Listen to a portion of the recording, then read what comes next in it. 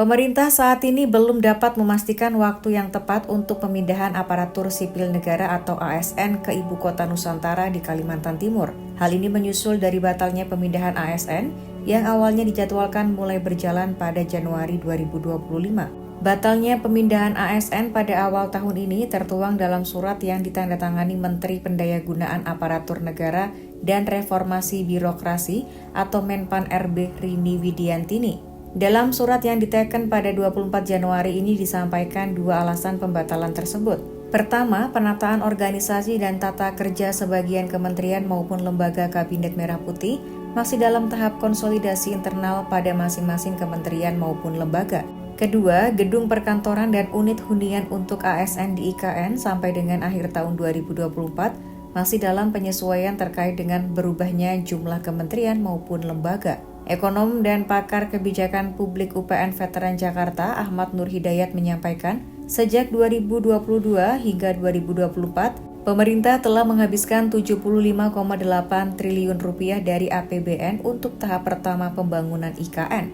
Kemudian pada tahun ini Presiden Prabowo Subianto mengalokasikan anggaran sebesar 48,8 triliun rupiah untuk tahap kedua pembangunan IKN pada periode 2025 hingga 2029. Menurut laporan analisis keuangan termasuk Kementerian Keuangan, investasi awal sebesar 75,8 triliun rupiah belum menghasilkan efek pengganda yang signifikan terhadap ekonomi nasional.